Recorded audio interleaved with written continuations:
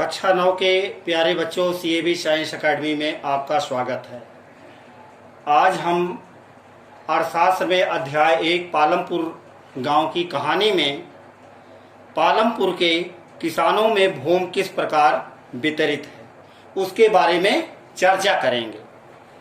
तो पालमपुर में 450 परिवारों में से लगभग 150 परिवारों के पास खेती के लिए भूमि नहीं है। कहने का मतलब भूमिहीन लोग अधिकांश दलित हैं। जिन परिवारों के पास भूमि है उनमें से 240 परिवार 2 हेक्टेयर से कम क्षेत्रफल वाले छोटे भूमि के टुकड़े पर खेती करते हैं। भूमि के ऐसे टुकड़ों पर खेती करने से किसानों के परिवारों को पर्याप्त आमदनी नहीं हो पाती है। सन 1960 में पालमपुर गांव के एक कृषक गोविंद के पास 2.25 हेक्टेयर भूमि थी, जिनमें से अधिकांश असिंचित थे। गोविंद अपने 3 पुत्रों की सहायता से इस भूमि पर खेती करता था।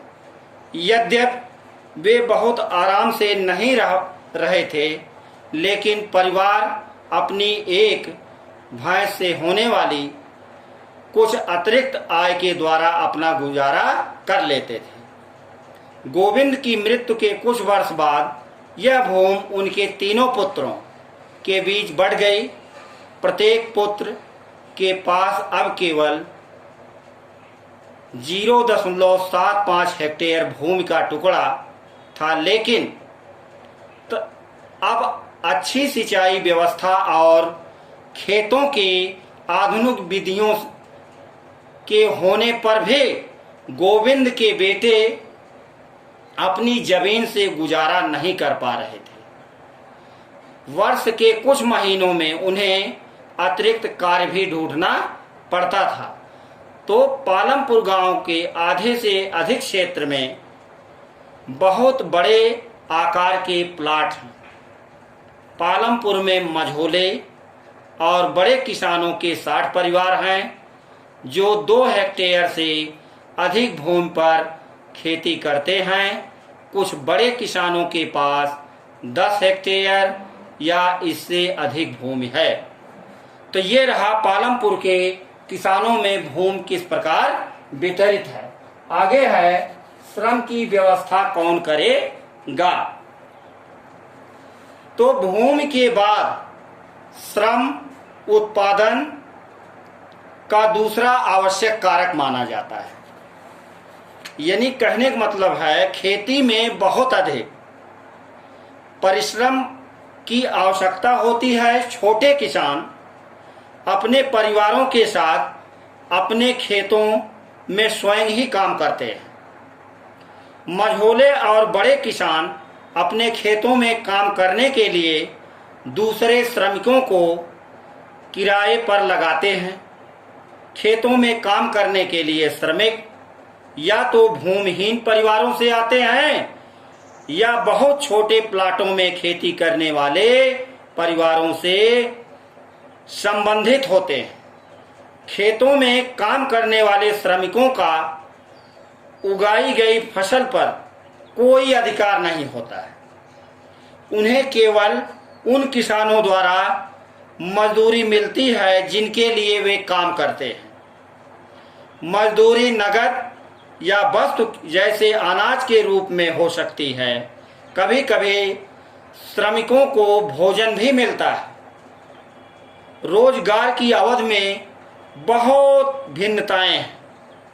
खेतों में काम करने वाले श्रमिक या तो दैनिक मजदूरी के आधार पर कार्य करते हैं या उन्हें कार्य विशेष जैसे कटाई या पूरे साल के लिए काम पर रखा जा सकता है। तो श्रम की व्यवस्था कौन करे, इसमें पालमपुर में खेतिहर श्रमिकों में बहुत अधिक स्पर्धा है, इसलिए लोग कम वेतन पर भी काम करने को तैयार हो जाते हैं। यहाँ डाला तथा रामकली जैसे खेतिहर श्रमिक गरीब हैं। डाला तथा रामकली जैसे खेतिहर श्रमिक हैं, दोनों दैनिक मजदूरी पर कार्य करते हैं। सरकार द्वारा खेतों में कार्य करने वाले श्रमिकों के लिए एक दिन का न्यूनतम वेतन 300 रुपये निर्धारित है, लेकिन उन्हें मात्र 160 रुपये ही मिलते हैं। पालमपुर में खेतिहर श्रमिकों में अधिक स्पर्धा है, इसलिए लोग कम वेतन पर भी कार्य करने लगते हैं। ये लोग वर्ष में अधिकतर समय बेरोजगार रहते हैं और उन्हें स्थानीय साहूकारों से कर्ज लेना पड़ता है अपने जीवन यापन के लिए। लेकिन इन मौसमी बेरोजगारी के कारण वे निर्धन ही रहते हैं तथा अपना कर्ज नहीं चुका पाते हैं और कर्ज के मकड़ जाल में फंसते चले जाते हैं। तो ये डाला तथा रामकली जैसे खेतिहर मजदूरों की कहानी है। फिर खेतों के लिए आवश्यक पूंजी। खेतों के लिए आवश्यक पूंजी में आधुनिक तरीके से खेती करने के लिए बहुत अधिक पूंजी की आवश्यकता होती है। इसलिए अब किसानों को पहले की अपेक्षा अधिक पैसा चाहिए। अधिसंख्यक छोटे किसानों को पूंजी की व्यवस्था के लिए पैसा उधार लेना पड़ता है। वे बड़े किसानों से या गांव के साहूकारों से या खेती के लिए व्यापारियों से व्यापक पैमाने पर कर्ज लेते हैं। ऐसे कर्ज पर ब्याज की दर बहुत अधिक होती है। कर्ज चुकाने के लिए उन्हें बहुत कष्ट सहने पड़ते हैं। छोटे किसानों के विपरीत मझोले और बड़े किसानों को खेती से बचत होती है। इस तरह से वे आवश्यक पूंजी की व्यवस्था करने में सक्षम होते हैं। यहाँ सविता की कहानी दी गई है। सविता एक लघु कृषक है।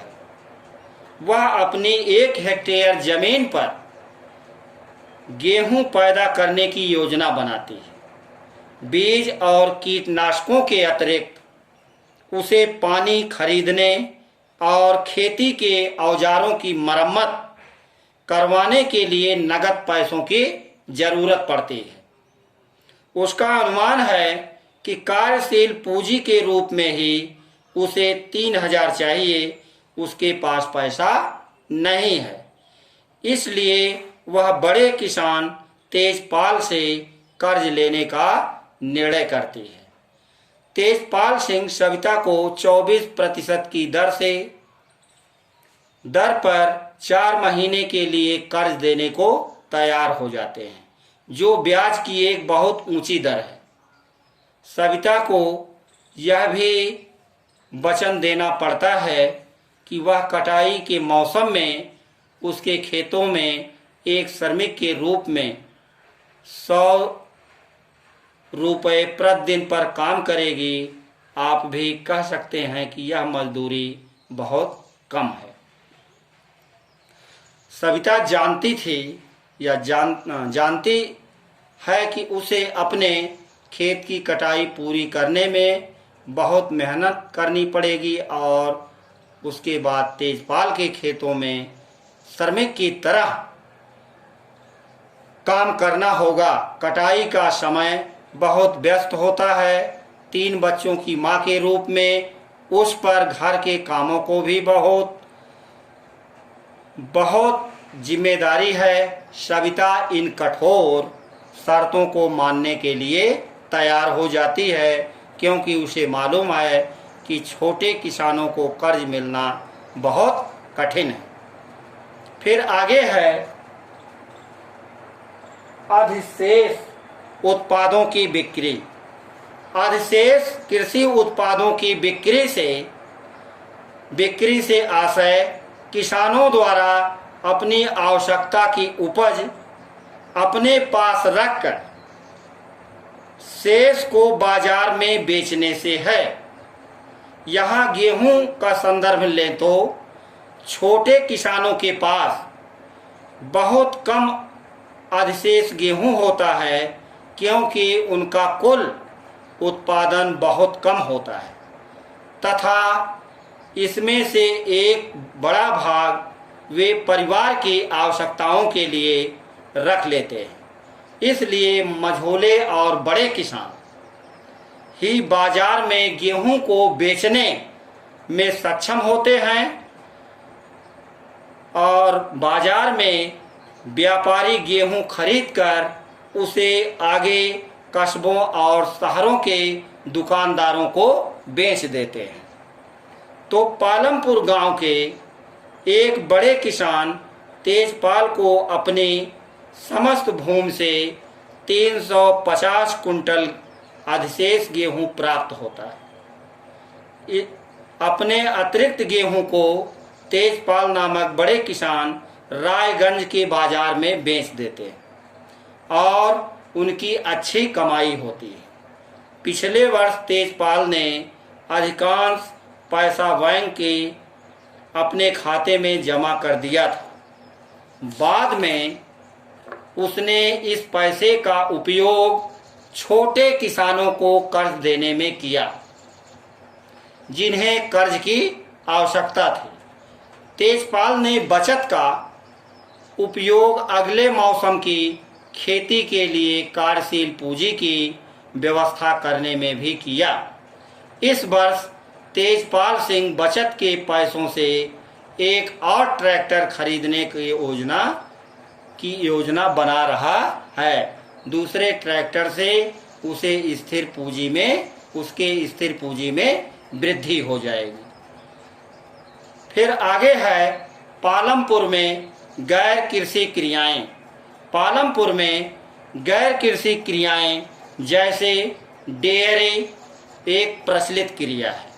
फिर दूसरा पालमपुर में लघु स्तरीय विनिर्माण। फिर पालमपुर का दुकानदार। फिर परिवहन, जो तेजी से विकसित होता एक प्रमुख क्षेत्र माना जाता है। तो इस तरह से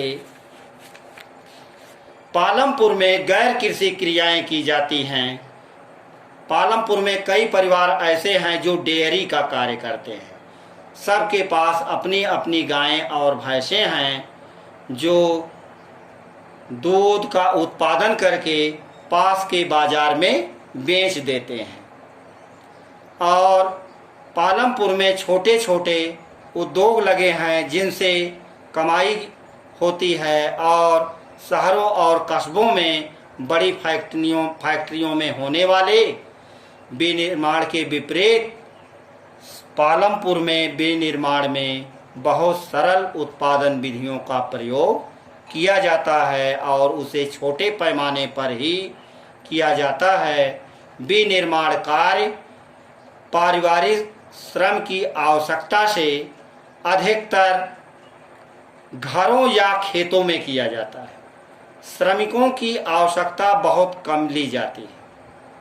पालमपुर में बहुत से दुकानदार हैं जो जनरल स्टोरों में चावल, गेहूं, चाय, तेल, बिस्कुट, साबुन, टूथपेस्ट, बैटरी, मोमबत्तियां, कापियां, पेन, पेंसिल, यहाँ तक कि कुछ कपड़े भी बिकते हैं। कुछ परिवारों ने, जिनके घर बस स्टैंड के पास है, अपने घर के एक भाग में छोटी दुकान खोल ली है। वे खाने की चीज़ें भी बेचते हैं। तो ये रहा पालमपुर गांव की कहानी का मुख्य हिस्सा। बस आज इतना ही।